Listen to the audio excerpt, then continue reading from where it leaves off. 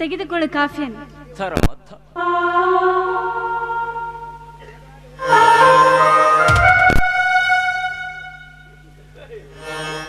ಮಗು ಶಂಕರ, ಸುನಿಲ್ ಮತ್ತು ಬಸವರಾಜರ ಮನೆಯಲ್ಲಿಲ್ಲವೇ?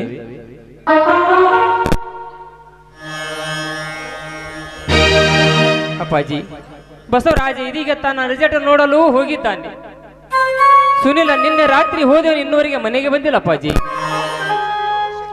ಮಗು ಶಂಕರ, ಸುನಿಲನ ವರ್ತನೆ ಹಿತ್ತಿತಲಾಗಿ ನನಗೆ ಏಕೆ ಹಿಡಿಸಲಾಗಿದೆ ಹಿಡಿಸಲಾಗಿದೆ. ಆತನ ದುರ್ವರ್ತನೆ ಹೀಗೆ ಮುನ್ನಡೆದರೆ ಮದುವೆಯಾದ ನಂತರ ಅವನು ಹೆಂಡತಿಯ ಗುಲಾಮನಾಗಿ ಮನೆಯನ್ನೆಲ್ಲ ಒಡೆಯುತ್ತಾನೆ ಎಂಬ ನನ್ನ ಸಂದೇಶವನ್ನು ತುಂಬಾ ಪೀಡಿಸ್ತಾ ಇದ್ದೆ ಪೀಡಿಸ್ತಾ ಇದ್ದೆ. ಈಗ ಅವನ ಮದುವೆ ವಿಚಾರದ ಬಗ್ಗೆ ಏನು ಮಾಡಿದೆ ಶಂಕರ, ಏನು ಮಾಡಿದೆ? ಅಪ್ಪಾಜಿ, ಸುನಿಲ ತಾನು ಪ್ರೀತಿಸಿದರೆ ಮದುವೆ ಆಗಬೇಕೆಂದು ಹಠ ಹಿಡಿದು ಊಟ ಸಹ ಮಾಡದೆ ಅಲಿದಾಡುತ್ತಿರುವನು. ಈ ಮದುವೆಗೆ ಬಸವರಾಜನು ವಿರೋಧಿಸುತ್ತವನು ಮತ್ತು ನೀವು ವಿರೋಧಿಸ್ತಿರುವಿ. ಈ ಮದುವೆ ಹೇಗೆಂದು ಬಗ್ಗೆ ಯಾರಾದರೂ ಯೋಚನೆ ಮಾಡಿದ್ರಪ್ಪಾಜಿ? ಸ್ವಾಮಿ, ಮೈದುನನಿಗೆ ನಾವೆಲ್ಲರೂ ಮದುವೆಗೆ ವಿರೋಧವಾಗಿದ್ದೇವೆ. ಹೇಗಿದ್ದರೂ ಅವನು ಮದುವೆ ಮಾಡಿಕೊಳ್ಳುವುದಂತೂ ತಪ್ಪುವುದಿಲ್ಲ. ಆದರೆ ನ್ಯಾಯವಂತ ಈ ಸಮಾಜದಲ್ಲಿ ನಾವು ಗೌರವಾನ್ವಿತರಾಗಿ ಬದುಕುತ್ತಿದ್ದೇವೆ. ನೋಡಿ ಸ್ವಾಮಿ, ಈ ರೀತಿ ತಮ್ಮನ್ನ ಮದುವೆ ಮಾಡಿಕೊಳ್ಳಲಿದ್ದಾರೆಂದು ಜನ ನಮ್ಮನ್ನು ಆಡಿಕೊಳ್ಳುವ ಬದಲು ನಾವೇ ಅವನ ಮದುವೆಗೆ ಹೊಂದಿಕೊಂಡು ಬಾಳುವುದೇ ನನ್ನ ಆಸೆ ಎಂಬುದೇ. ಸಾವಿತ್ರಿ, ಅಪ್ಪಾಜಿ, ಸಾವಿತ್ರಿ ಹೇಳು ಮಾತು ನಿಮಗೆ ಹೇಗೆ ಅನಿಸಿತ್ತು? ಮಗು ಶಂಕರ್, ಹೊಂದಿಕೊಂಡು ನಡೆಯುವನು ನಾನಲ್ಲಪ್ಪ, ನೀವು. ನಾನು ಬದುಕರೆ ಇನ್ನಷ್ಟು ದಿನ ಮಾತ್ರ ಬದುಕಿ ಉಳಿಯಬಲ್ಲಪ್ಪ, ಇನ್ನಷ್ಟು ದಿನ ಮಾತ್ರ.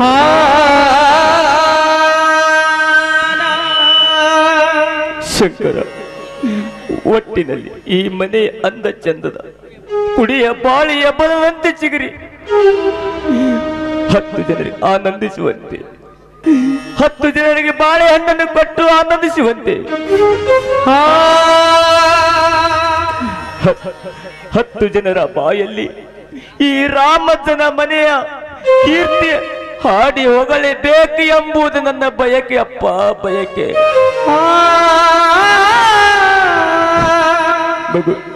ಮಗು ಶಂಕರ, ನಿನ್ನ ಒಂದು ಮಾತು ಕೇಳ್ತೀನಪ್ಪ, ಕೇಳ್ತೀನಿ ಶಂಕರ. ಈ ಮನೆ ಎಂದೆಂದಿಗೂ ಒಡೆಯುವುದಿಲ್ಲ ಎಂದು ಹೇಳಿ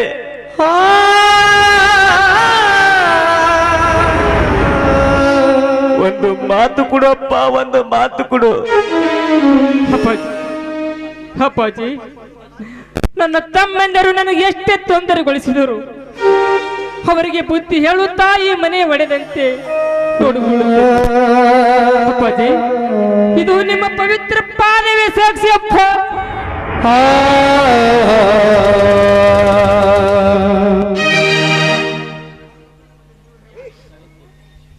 ಮಾತಾಡು ಮಾತಾಡು ಮಧುಮರಿ,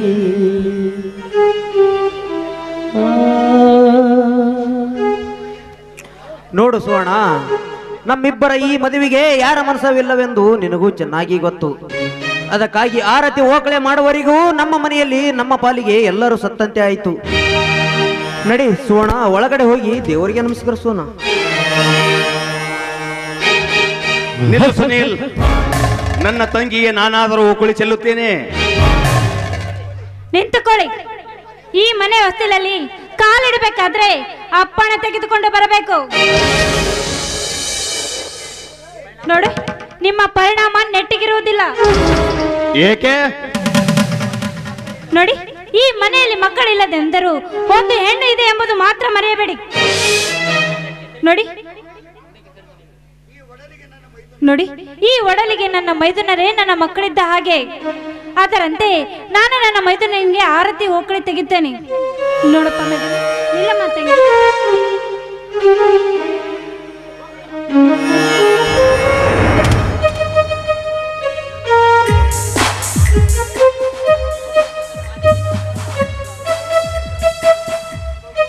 ಮಗು ಸುನಿಲ, ನಿನ್ನ ಪಾಲಿಗೆ ನಾವು ಎಲ್ಲರೂ ಎದ್ದು ಸತ್ತಂತಾಗಿ ಹೋದೆವೇನಪ್ಪ.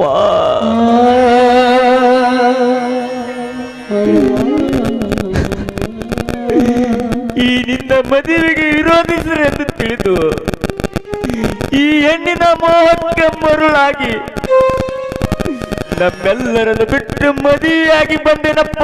ಮದುವೆಯಾಗಿ ಬಂದಿಲ್ಲ. ಇದು ನಿನಗೆ ಸರಿ ಅನಿಸ್ತದೇನೋ ಸುನಿಲ? ಹೇಳಪ್ಪ, ಹೇಳು. ನೀವು ಯಾರು ಒಪ್ಪದ ಕಾಲಕ್ಕೆ ಈ ನಿರ್ಧಾರ ಕೈಗೊಳ್ಳಬೇಕಾಯ್ತು. ಸುನಿಲ್, ಹೀಗೆ ತಾನೆಲ್ಲ ಮಾತಾಡಿ ನಿನ್ನ ಮದುವೆ ಏರ್ಪಾಟ ಮಾಡಬೇಕೆಂದು ಯೋಚಿಸಿದೆ ಸುನಿಲ್. ಈಗ ನಿಮ್ಮ ವೇದಾಂತ ಪುಟಣ ಕೇಳುವ ಕಾಲ ನನಗಿಲ್ಲ. ದುಡ್ಡು ಉಳಿಸಲು ಮಾಡಿದ ಕುತಂತ್ರವಿದು. ಎಲ್ಲಿದ್ದಾನೆ ಮಹಾನುಭಾವ ಬಸವರಾಜ? ಬಾಯಿಗೆ ಬಂದಂತೆ ಮಾತನಾಡದ ಈ ನನ್ನ ಸುವರ್ಣ ನನ್ನನಿಗೆ ಆ ತಲೆ ತಿರುಕ ಬರಲಿ. ಬಂದ ಮೇಲೆ ಯಾವದಾದ್ರೂ ಒಂದು ಹಿತಾರ್ಥ ಮಾಡಿಕೊಂಡು ಒಳಗಡೆ ಹೋದರಾಯ್ತು.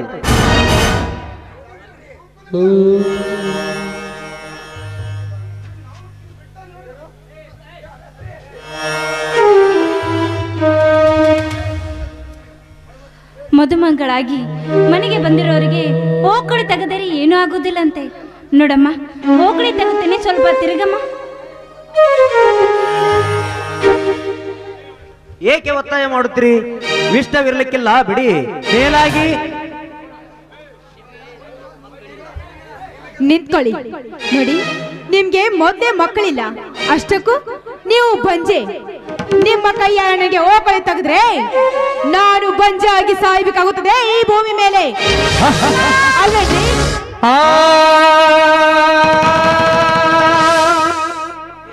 ದೇವಿ, ಎಂತ ಮಾತೆ ಕೇಳಿದೆಯಮ್ಮ ಈ ಜನರಾಡುವ ಮಾತುಗಳನ್ನು? ಇಂದಲಾದ್ರೂ ನಿನಗೆ ತೃಪ್ತಿ ಆಯ್ತೇನಮ್ಮ? ತೃಪ್ತಿ ಆಯ್ತಾ? ಮಕ್ಕಳಿಲ್ಲವೆಂದು ಸಮಾಜ ನನ್ನನ್ನು ಚುಚ್ಚಿ ಚುಚ್ಚಿ ಕೊಲ್ಲುತ್ತದೆ. ಮೈದುನರೇ ಮಕ್ಕಳೆಂದು ಮುದ್ದಾಗಿ ಬೆಳೆಸಿ ಈ ರೀತಿ ಸಮಾಜದಲ್ಲಿ ಚುಚ್ಚಿ ಮಾತನಾಡೋದನ್ನು ಕೇಳುವಂತಾಯಿತೆ ನನ್ನ ಬದುಕು. ಮೈದುನ, ನಿನ್ನನ್ನು ನನ್ನ ಮಗನಾಗಿ ಜೋಪಾನವಾಗಿ ಮಾಡಿ ಬೆಳೆಸಿದ್ದೇನಪ್ಪ. ಆದರೆ ಇಂದು ಈ ನಿನ್ನ ಹೆಂಡತಿಯಿಂದ ಇಂಥ ಕಠೋರವಾದ ಶಬ್ದಗಳನ್ನು ನುಡಿತಾ ಇದ್ದರೂ ಕೂಡ ನೀನು ಒಂದು ಮಾತು ಹೇಳದೆ ಸುಮ್ಮನೆ ನಿಂತಿದ್ದೀಯಲ್ಲಪ್ಪ. ಹೌದು, ಇದು ನಿನ್ನ ಮಾತಲ್ಲ, ನಿನ್ನ ಅನುಮತಿಗಾಗಿ ಕಾಯ್ತಿರುವ ಕುಳಿತಿದ್ದ ಮಾತು. ನೋಡಪ್ಪ, ಈ ಗರತಿಯ ಶಾಪ ಒಂದಲ್ಲ ಒಂದು ದಿನ ನಿನಗೆ ಆಹುತಿಯಾಗಿ ತಕ್ಕ ಶಿಕ್ಷೆ ಅನುಭವಿಸುತ್ತೀಯ.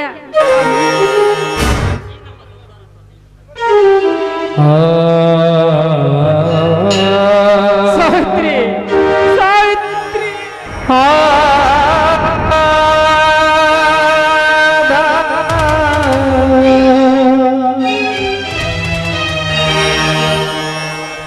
ಲೇ ಹಾದರದ ಹೆಣ್ಣೆ, ನನ್ನ ಮನೆಯ ನಂದ ಕಲಶವಾದ ನನ್ನ ಸೊಸೆಗೆ ಇಂಥ ವಚ್ಚ ಶಬ್ದಗಾಡಿ ಒಡಲು ಉರಿಸಿದೇನಾ? ಸುಳೆ, ನಿನ್ನ ನಾಲಿಗೆಯನ್ನು ಕೊಯ್ದು ಅಪವಿತ್ರ ಗರತಿಯ ಪಾದರಕ್ಷೆಯನ್ನು ಮಾಡಿಬಿಡುವೆ. ಎಚ್ಚರ! ರೀ, ಗಂಡಸರಾದ ನಿಮ್ಗೆ ಮಾನವೀಯತೆ ಅನ್ನೋದೇ ಇಲ್ವಾ? ನೋಡಿ, ನಿಮ್ಮ ಎದುರಿಗೆ ನಿಮ್ಮ ಹೆಂಡತಿನ ಈ ಮುದಿಗೋಬಿ ಬಾಯಿಗೆ ಬಂದಂತೆ ಮಾತಾಡ್ತಾ ಇದ್ದೀರಲ್ಲ, ಕಂಬದ ಹಾಗೆ ನಿಂತುಕೊಂಡಿರಲ್ಲ, ಏನು ಮಾತಾಡಲ್ವಾ?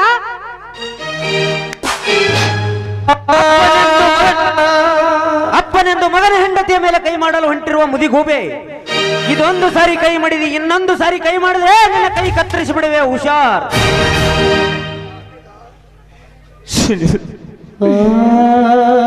ಮೆಚ್ಚಿದೆನೋ ನಿನ್ನ ಕಾರ್ಯಕ್ಕೆ ಮೆಚ್ಚಿದೆ. ಹೆಂಡತಿಯ ಮಾತಿಗೆ ಬಲಿಯಾದ ಬಲಿ ಪಿಶಾಚಿ ಅಂತಿರುವ ನಿನ್ನ ಮಾತಿಗೆ ಮೆಚ್ಚಿದೆಯೋ ಸುನಿಲ, ಮೆಚ್ಚಿದೆ.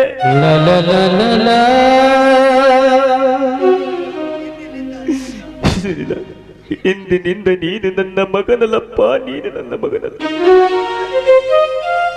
ಹಿಂದೆ ಔರಂಗಜೇಬದ ಕಾಲದಲ್ಲಿ ತಂದೆಯನ್ನು ಕೊಂದು ರಾಜ್ಯ ವಶಪಡಿಸಿಕೊಂಡರಂತಪ್ಪ.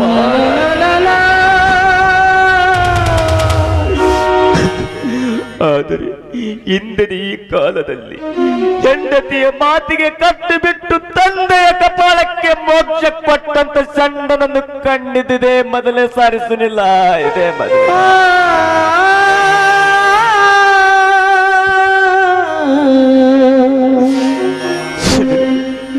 ಸುನಿಲ, ನಾನು ಹೆಂಡತಿ ಎಂದು ಕಳೆದುಕೊಂಡಾಗ, ನೀವು ಚಿಕ್ಕ ಚಿಕ್ಕ ಮಕ್ಕಳಿದ್ದಾಗ ನನ್ನ ಬಾಯಲ್ಲಿದ್ದ ತುತ್ತು ನಿಮ್ಮ ಬಾಯಲ್ಲಿಟ್ಟು ಜೋಪಾನ ಮಾಡಿದೆ ಹೊರತು ವಿಷಯವನ್ನಲ್ಲಪ್ಪ, ವಿಷಯವನ್ನಲ್ಲ.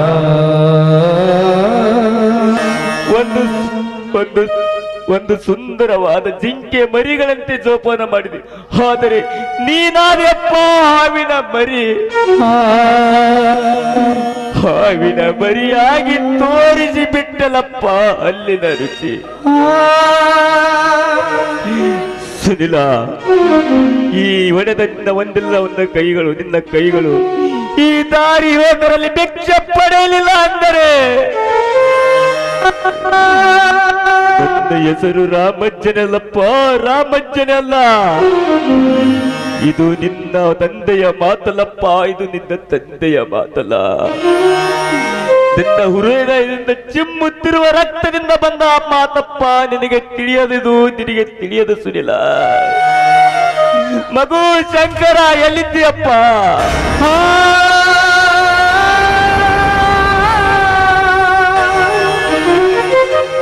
ಏಕಪ್ಪಾಜಿ, ಬಾ ಹೋಗೋಣಪ್ಪಾಜಿ ಮನೆಗೆ. ರೀ, ಹಾಗೆ ಹೊರಬಿಟ್ರಲ್ಲ, ನಿಮಗೆ ಬರೋ ಆಸ್ತಿಗೆಲ್ಲ ಸೈ ಹಾಕಿಸ್ಕೊಂಡ್ ಬಿಡ್ರಿ. ನನಗೆ ಬರುವ ಅರ್ಧ ಆಸ್ತಿಯನ್ನು ನನಗೆ ಕೊಟ್ಟ ಬಿಡಿ. ಎಲ್ಲಿದೋ ಮೂರ್ಖ, ಆಸ್ತಿ ಎಲ್ಲಿದೆ? ನಿಮ್ಮ ಬಲ್ಲಿದೆ. ಹೇ ಮೂರ್ಖ, ಆಸ್ತಿ ನನ್ನ ಹೆಸರಿಗಿದೆ, ನನಗೆ ಬೇಕಾದರೆ ಬರೆದು ಕೊಡು ಹಕ್ಕು ನನಗಿದು. ನನಗೆ ಬರುವ ಅರ್ಧ ಆಸ್ತಿಯನ್ನು ನನಗೆ ಕೊಡದೆ ಹೋದರೆ ನಿಮ್ಮನ್ನು ಕೋರ್ಟು ಕಟ್ಟೆಯವರೆಗೆ ಒಯ್ಯಬೇಕಾಗುತ್ತದೆ. ವಿಚಾರ ಮಾಡ್ರಿ. ಸುನಿಲ್, ಎಲ್ಲ ಆಸ್ತಿಯು ನಿನ್ನದಾಗಿರುವಾಗ ಪತ್ತೇಕೆ ಭಯ? ನೀನೇ ಈ ಮನೆಯ ಭಾರವನ್ನೆಲ್ಲ ಹೊತ್ತುಕೊಂಡು ನಡೆ ಸುನಿಲ್. ಹಿಂದೆ ಮೇಲೆ ನಮಗೆ ಕೈಲಾದಷ್ಟು ಕೆಲಸ ಮಾಡುತ್ತಾ, ಹೊಟ್ಟೆ ಹಿಡಿದಷ್ಟು ಊಟ ಮಾಡುತ್ತಾ ಹೋಗುತ್ತೇವೆ ಸುನಿಲ್, ಹೋಗುತ್ತೇವೆ. ಆಯ್ತು ಮಗು ಶಂಕರ, ಏನ್ ಹೇಳ್ತೀಯಪ್ಪ, ಏನ್ ಹೇಳ್ತಾ ಇದ್ದೀಯ? ಹೌದು ಅಪ್ಪಾಜಿ, ಈ ಮನೆಯ ಒಡೆಯುವುದು ನನಗೆ ಇಷ್ಟವಿಲ್ಲ. ಅದಕ್ಕಾಗಿ ನಿರ್ಧಾರಕ್ಕೆ ಬಂದಿ ಅಪ್ಪಾಜಿ. ಸುನಿಲ್, ನಾಳೆನೆ ಎಲ್ಲ ವ್ಯವಸ್ಥೆ ಮಾಡು ಸುನಿಲ್. ನೋಡಿ, ನಾಳೆ ಅಂದೋರ್ ಮನೆ ಹಾಳು ಅಂತಿ. ನೋಡಿ, ಅದೆಲ್ಲ ಕಟ್ಟು ಕತೆ ನಮ್ಗೆ ಬೇಕಾಗಿಲ್ಲ. ಸುಮ್ನೆ ಬಸವರಾಜ್ ಬಂದ ಮೇಲೆ ತಕರಾರು ತೆಗಿಬಹುದು. ಸುಮ್ನೆ ಈ ಪೇಪರ್ಗೆ ಸೈನ್ ಮಾಡ್ಕೊಡಿ. ಹಾ ತಗೊಳ್ಳಿ, ಈ ಪೇಪರ್ಗೆ ಸೈನ್ ಹಾಕಿ.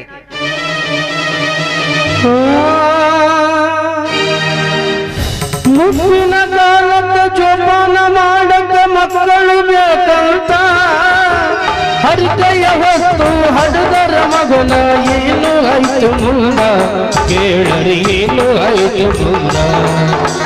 ಮುಪ್ಪಿನ ಕಾಲಕ್ಕ ಜೋಪಾನ ಮಾಡಕ ಮಕ್ಕಳು ಬೇಕಂತ, ಹರಿಕೆಯ ಹೊತ್ತು ಹಡದರ ಮಗನ ಏನು ಆಯ್ತು ಮುಂದ, ಕೇಳರಿ ಏನು ಆಯ್ತು ಮುಂದ, ಕೇಳರಿ ಏನು ಆಯ್ತು ಮುಂದ.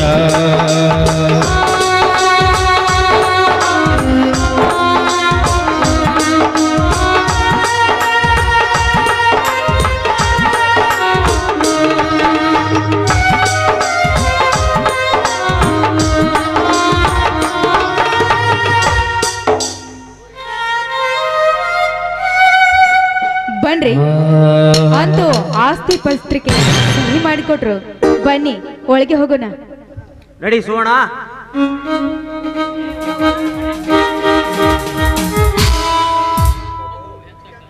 ಮಗು ಶಂಕರ, ಎಂತ ಕಾರ್ಯ ಮಾಡಿ ಬಿಟ್ಟಲಪ್ಪ.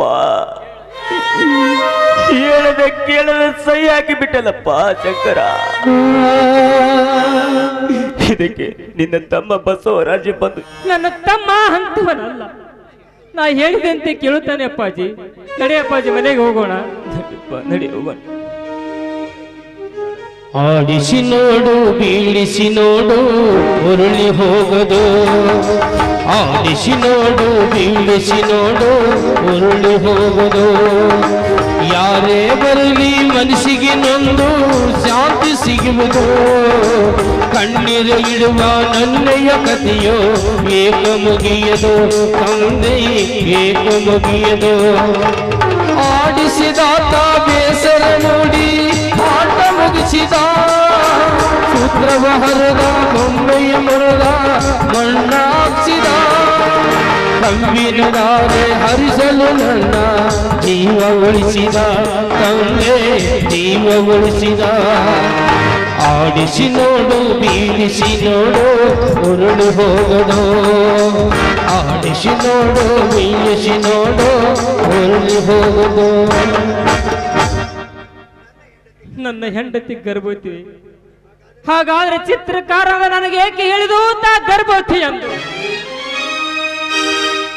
ಇಲ್ಲ, ನನ್ನ ದುಃಖವನ್ನು ದೂರ ಮಾಡುವುದಕ್ಕಾಗಿ ಹೀಗೆ ಸುಳ್ಳು ಹೇಳಿದ್ದಾಳೆ. ಇರಲಿ, ಇದನ್ನು ಸಾವಿತ್ರಿಯಿಂದಲೇ ಬಾಯಿ ಬಿಡಿಸಬೇಕು.